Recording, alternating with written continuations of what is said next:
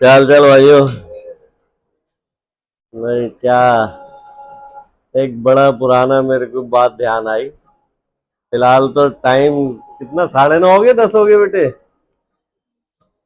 9:30 10 का टाइम हो रहा है। खाना बन रहा है। और मैं बता रहा था बच्चों को कि शराब का आविष्कार कैसे हुआ, ऐसे ही हुआ। ये हर चीज को हजम करवा देती है। अगर मैं अभी ये नहीं पी रहा होता तो गुस्सा कर रहा होता कि खाना क्यों नहीं बना है, लेकिन इसे पी के मुस्कुरा रहा हूँ खुश। इसीलिए शराब पीने वाले व्यक्ति खुश रहते हैं हमेशा। कभी गौर कर लेना, जो पीता है वही जीता है, और चीता भी पीता है। बाकी गधे और कुत्ते कहाँ पिया करते हैं।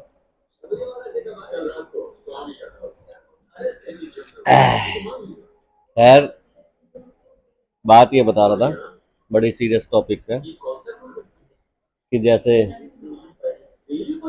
अभी चल रहा है ना, ये ईरान पे अटैक हुआ।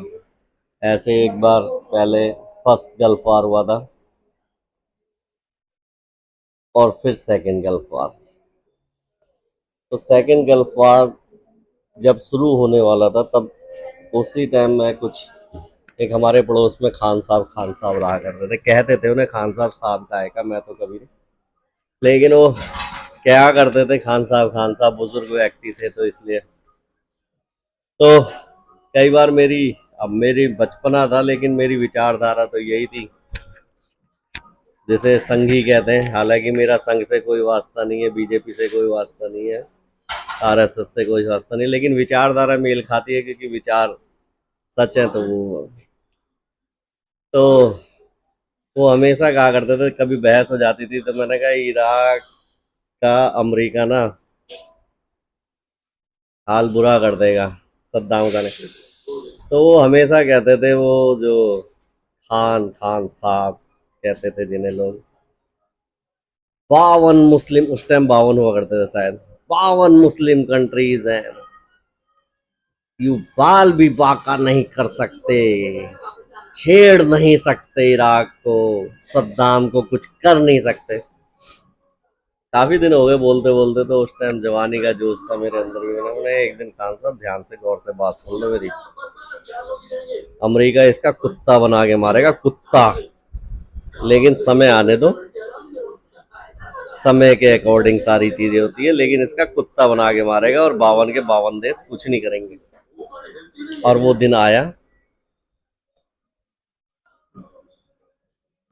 और अमेरिका ने कुत्ता बनाया था उसका, जॉर्ज बुश द्वितीय ने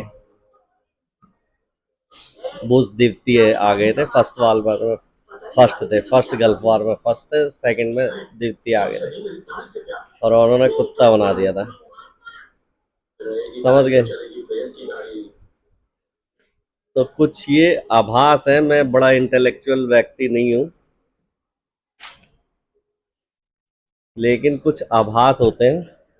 जितना पढ़ा, जितना सीखा है, तो उसके अनुसार आभास हो जाते हैं।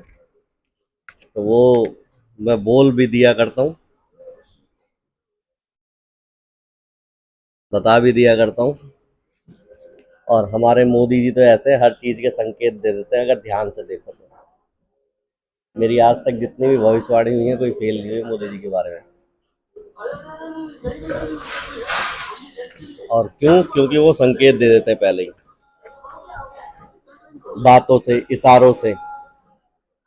तो इस चीज का संकेत इन्होंने पहले ही दे दिया, मोदी जी ने 1 महीने पहले। तो उसी दिन मैंने स्टेटस डाला था, मैंने कहा कुछ बड़ा होने वाला है। अब होगा क्या, ये मुझे उस टाइम नहीं पता था क्या, लेकिन ये सब चीजें प्लानिंग थी।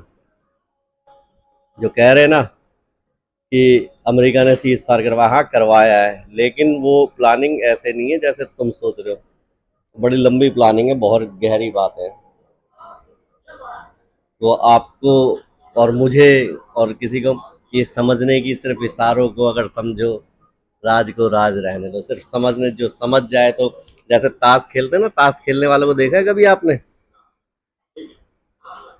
वो दो पार्टनर होते हैं उसमें, तो वो एक दूसरे के इशारे को समझते हैं बस, पार्टनर।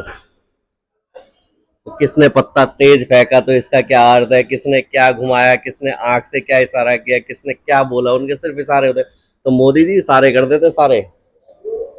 अब जो समझने वाले हैं, या तो हम भक्त ज्यादा हैं कुछ हमारे जैसे जितने भी भक्त है ना, मैं अपनी बात नहीं कर रहा, सब समझ जाते हैं इशारों को मोदी जी के, सब समझ जाते हैं लगभग लगभग। और वो लगभग लगभग 90% सच होते हैं। उन्होंने इशारा दे दिया था 1 महीने पहले, क्या इशारा दिया था मैं बताऊंगा नहीं, मैं बताऊंगा नहीं, क्योंकि मैं बहुत सारी बातें बोलता हूँ, वो बातों को आदमी हंसी मजाक में ले लेता है बाद में। जैसे मैंने पहले भी पार्क में आपको बताया था कि पार्क में मेरी बहस होती थी सीमा हैदर के विषय में, तो मैं ये कह रहा था, मैंने कहा सीमा हैदर का कुछ नहीं होने वाला, कहीं नहीं जाएगी। जब भारत में पाकिस्तान के ऐसे जासूस है तो पाकिस्तान में भी तो हमारे जासूस हो सकते हैं ना। खैर वो बड़ी लंबी कहानी है, फिर वो बात अलग हो जाती है। तो अभी देखो पूरी दुनिया ढूंढ ढूंढ के निकाले, भारत से पाकिस्तानी जासूस सीमा हैदर को नहीं भेजा ना। उसे कभी ऐसा देखा है कि कोई बगैर वीजा के बगैर उसके आ गया और अरेस्ट नहीं हुआ? सीमा नहीं हुई थी अरेस्ट। तो खैर ये सब चीजें समझदारी की होती है, समझो बस। अब मैं बोल लेता हूँ तो कई लोग उसका मजाक भी उड़ाते हैं कि क्या बोल रहा है, लेकिन बातों को समझो, और समझ समझ के जो ना समझे तो समझो वो अनाड़ी है।